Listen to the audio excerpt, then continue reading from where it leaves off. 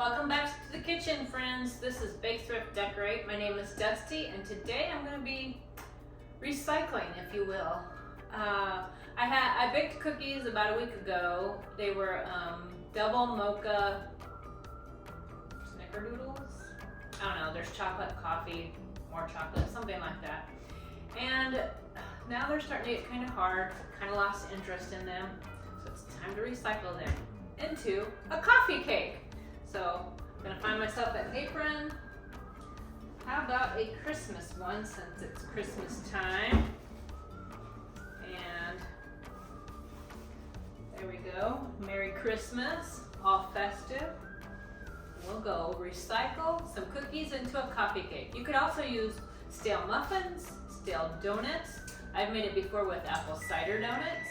Oh, there's the oven, ready to bake. I've also made it with cookies before, other flavors of cookies. So if you have anything stale, scones, not cupcakes because they'd have frosting, that could get kind of mucky. But cookies, donuts, muffins, even unfrosted cake, quick bread. If you've made, pumpkin bread or pound cake and you have some left, it's starting to get kind of dry and you're kind of tired of it, put it in this coffee cake. So let's go recycle. Got my favorite yellow bowl out. I've already put in, hopefully it doesn't slide out, a half of a cup of butter and melted it a little bit in the microwave so it's more soft. So that way it'll just blend a little bit easier.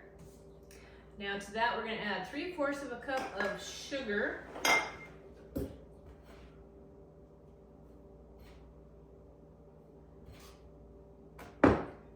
Sugar, then a teaspoon of vanilla.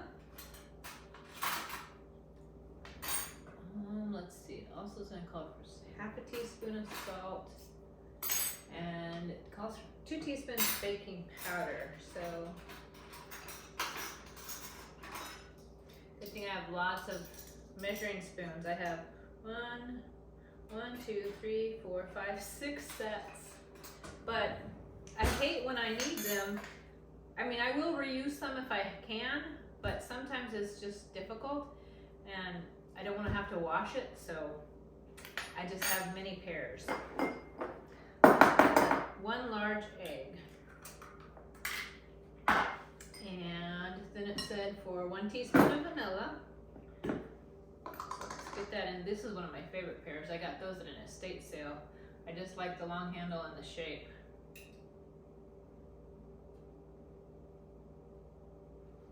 And this is my own vanilla I make. And I love that you can make a lot. Then I think it called for a half a teaspoon of salt. So here's our half teaspoon, using real salt. Not endorsed by Redmond, but I do like their real salt. What does it say? Amazing taste, unrefined mineral salt, mined in America. So good for you.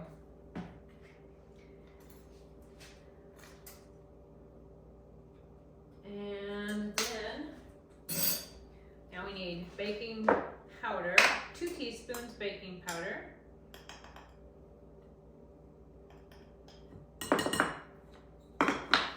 And then all that's left is milk and flour. How much flour? 2 cups. Okay, I'm going to give this a stir real quick before we start adding the flour and the milk. So you're probably wondering now, where do the cookies come in? Well, they're a crumble that's going to be in the middle of the coffee cake and on top of the coffee cake. And like I said, you can use any flavor of cookie. If you had chocolate chip, if you had molasses, if you had unfrosted sugar cookies, shortbread cookies, oatmeal cookies, monster cookies, you name it. If it's a cookie, you could use it. Same with donuts. Even if it's store-bought and you haven't made it yourself. When I first came across this recipe before I started tweaking it for my own taste, they had said just buy a box of like your, I can't even think of it, not Oreos, but like Chips Ahoy cookies and crumble those. But now I just use my own stale cookies instead of buying cookies to bake with. I just wait until what I have I'm tired of and it's gone a little stale, a little hard, a little dry, and then I reinvent it. Okay, so now this is where there's a little bit of coordination, I guess you can say, or I wouldn't call it magic, but you're gonna add, let's see if I can remember this right. Add a little bit of flour, then milk, then flour, then milk, and alternate. And I believe you end with milk. So we need 3/4 of a cup of milk. I'm using whole milk because my husband and I don't really care for like skim or 1%. I'll do 2%. It's dripping, gotta clean it up. But I would prefer whole. So let's start with it. It calls for 2 cups of flour, and this is my 3rd cup measure. So what I'm going to do is do 1 full cup, add half the milk, the other cup, and then the rest of the milk. So that way I end on the milk. So there's 1, 2, 3. So there's my 1st cup of flour. And I'm not gonna blend it fully, but just kind of get it incorporated before I add the milk. And you'll notice this is a little bit of a denser, heavier cake. It's not gonna be as runny as like if you were baking like a birthday cake or one out of a box. It's a little bit of a, more of almost like a pound cake consistency. It's a little denser, a little heavier. So now we're gonna pour in half the milk, about half, good enough.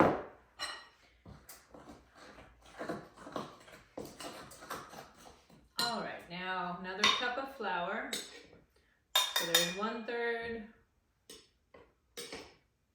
2/3, 1 cup.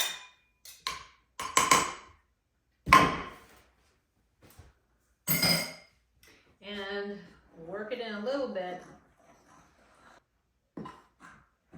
And now the rest of the milk. Now this is the time where you want to get more of it blended, but you don't want to overblend. You don't want it to blend so much that it becomes tough. Just enough for it to all kind of come together and be incorporated. But see, that's what it looks like. And you see what I mean by it's a thicker, almost like a quick bread batter. So we're going to set that aside and work on the topping. And this is the pan I'm going to put it into. It's an 11x7 Pyrex. You could put it into an 8x8 and just be a little puffier. I don't know that you could put it into a 9x13. I don't think there's quite enough there. So you'll want like a rectangle or a square with a deep side. Now for the topping, let's see. We're gonna have butter, cinnamon, and brown sugar, and of course the cookies. So it calls for half a cup of brown sugar, tablespoon of cinnamon,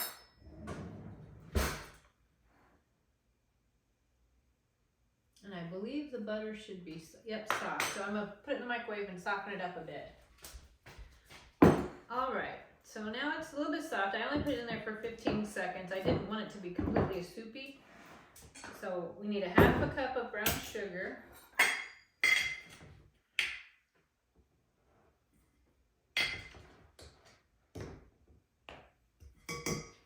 And I'm using dark brown sugar. That's just my preference. If you don't have dark or don't like dark, feel free to use light brown sugar or regular brown sugar. It's a-okay. I just prefer the dark because I like the molasses. Now, in my original recipe, it calls for cinnamon, a tablespoon of cinnamon. But I decided to change things up. I went to King Arthur's website, and they're not sponsoring this at all. I just happen to like their products. And they had one that's a chai spice mix. And I thought that would be fun to use instead of cinnamon. And in this chai spice is ginger, cinnamon, cardamom, allspice, anise, and black pepper. So I think that should play really well with the other flavors. And the cookie I'm going to use that I got kind of tired of, that I was telling you about, was that mocha doodle or whatever. So it's got coffee flavoring in it, it's chocolate, and then there's a chocolate in the center. It's been rolled in sugar. So I think that will pair perfectly with this. So let's get into our chai. Woo! It's got some pungent to it, but I like it. So 1 tablespoon. And if you don't have a chai spice mix, you could use cinnamon. You could probably even, if you wanted to, say you had, depending on the flavor, cookie, donut, or muffin, or whatever that you're using, you could use a pumpkin pie spice or an apple pie spice. Or if you didn't want to use any of those spices at all, you could certainly leave them out and not use any. So I'm going to mix this up first before I add in the cookies. And you need about like 4 crumbled regular sized scones, or 6 muffins, or 6 donuts. Preferably cake donuts. Yeast donuts I have never tried, because I just don't think they'd have the right consistency and makeup to go into it. So you want a cake donut. And when it comes to cookies, you'll use about 10 or 12, depending on the size of the cookie, depending on how much of them you want into the crumble. So you can see it's kind of coming together. But once I put the cookies in, that'll break it up.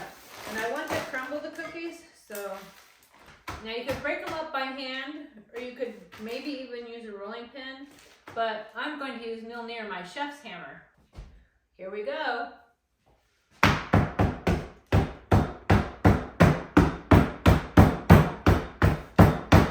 suppose you could maybe use a meat mallet.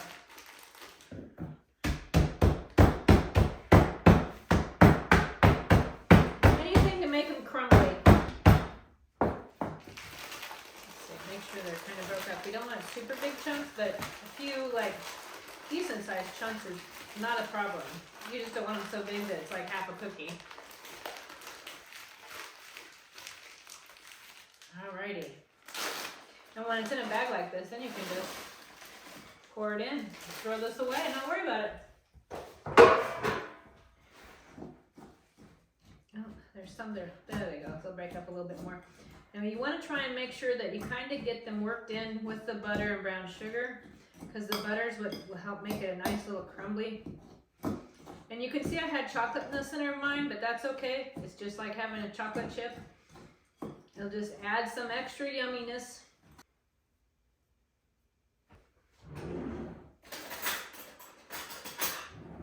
Okay, now the time to put the coffee cake.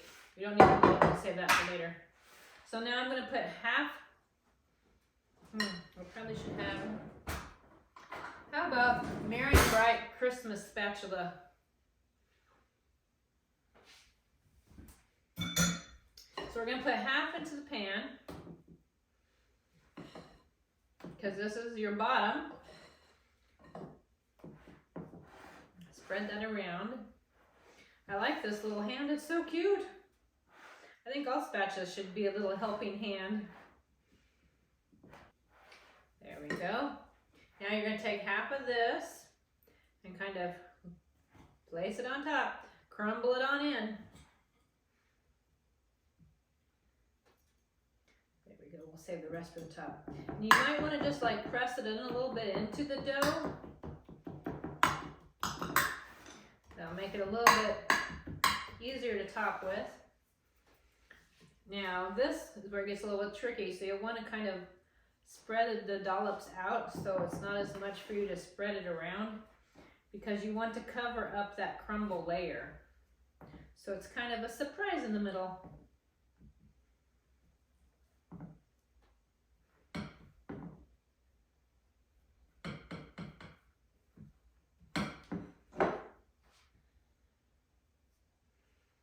Okay, now this is where it gets tricky. I'm going to use my other hand to kind of help, because I want to spread this around carefully. I don't want it to pull up the other layer, but I want to cover the other layer, because we're going to put the remaining crumb on top, so we don't need the crumbs all mixed in, if you will.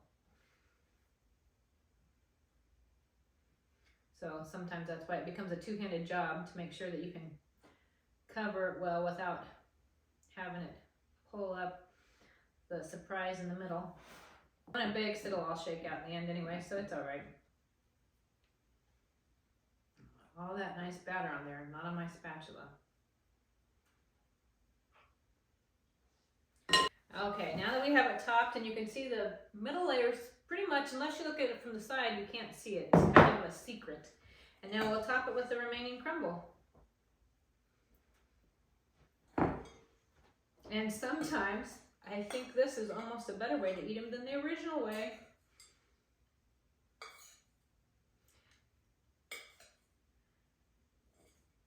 There we go. So now this will go into a 350-degree oven. I believe it says for 45 to 50 minutes. So I'm going to put it in for probably 25 minutes, then rotate it and check on it, because you don't want to over bake it. And I always like to rotate because it makes things more even when you bake them. Kind of spread these out a little bit. There we go. Oh, I'm making sourdough bread. If you haven't seen my video, I do have a video where I show you how to do sour bread along with the instructions, because I finally cracked the code. Yay! But anyhow, back to today, the recycled coffee cake. So here it is. I wish you could smell it. It smells amazing. We'll have to have some at tea time. Welcome to tea time. Now we get to try our recycled coffee cake. It looks delicious. Looks very, very yummy. So let's see.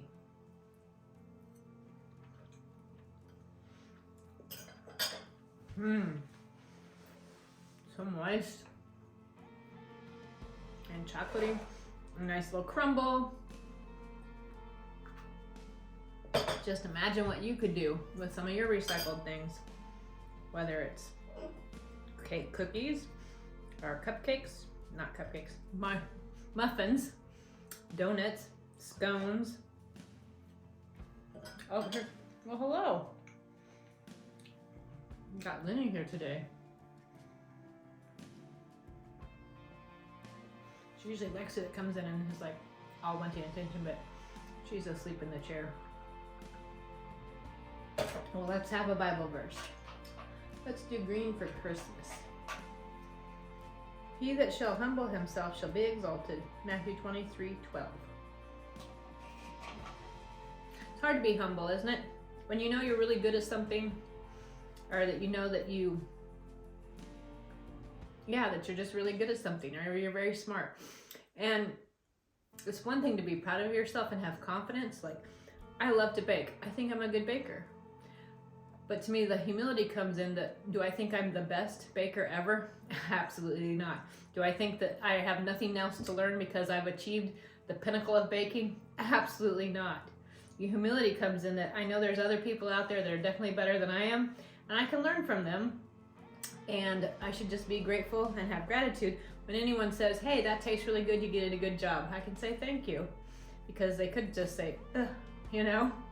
So I think that's the difference between humility and arrogance. Because the whole thing of exalting yourself and is thinking you're better than everybody, period. Even if maybe you aren't. Kind of the chip on your shoulder thing. So, but this is really yummy. And I'm sure I will bake it again because it's a handy recipe to have for those things you don't know what to do with. Like maybe if you have leftover. What? You can't have cake? What's the matter? You think you need up here? Well, that's so unlike you. Sometimes he's so needy.